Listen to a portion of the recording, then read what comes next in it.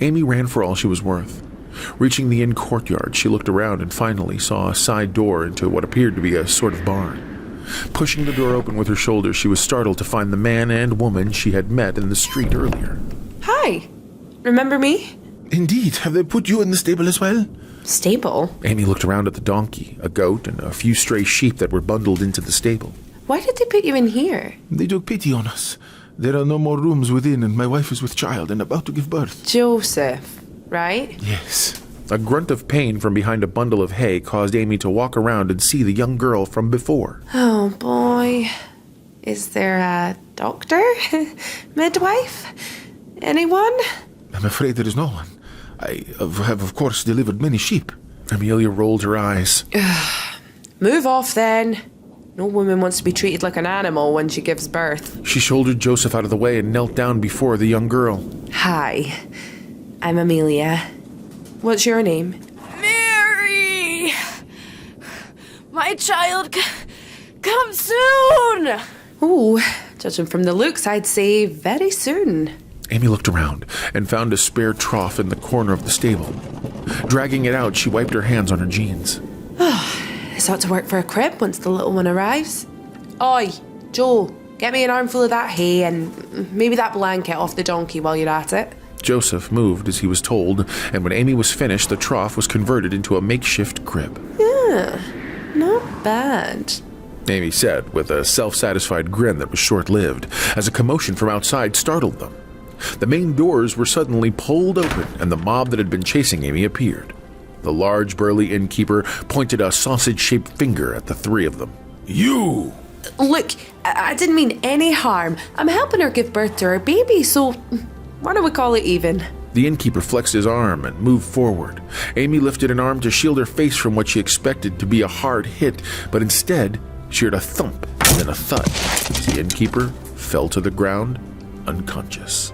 Anyone touches anybody in the stable and they will have to answer to me. Rory! Amy declared as she rushed the figure in the doorway that faced the crowd.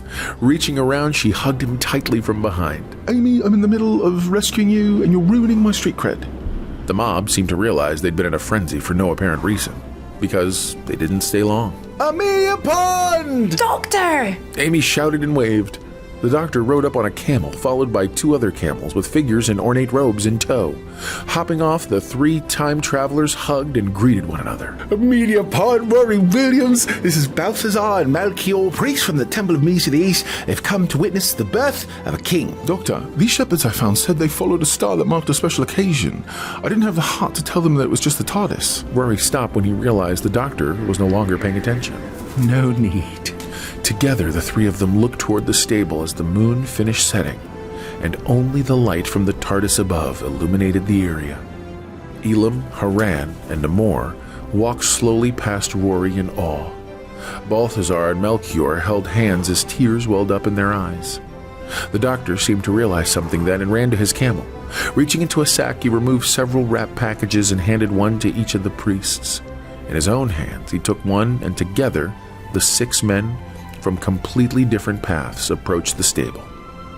Joseph looked stunned as one by one the men knelt and bowed before him. What? Amy shushed him and pointed. The girl moved her arm out of the way, which moved her head covering aside and revealed a newborn babe. Dirty from being newly born, but she fastidiously wiped the child clean. The doctor laid his package at the foot of the trough crib and backed away. Doctor, if this is Bethlehem. Yeah. Amy's eyes went wide. And that's Joseph. And she said her name was Mary. Yeah. Well, then is that? The doctor was about to burst with how big his grin was. With glassy eyes, he beamed. Oh, yeah. He put an arm around both Rory and Amelia and hugged them tightly. Merry Christmas, Pons. Rory smiled, and Amy put her head on the doctor's shoulder.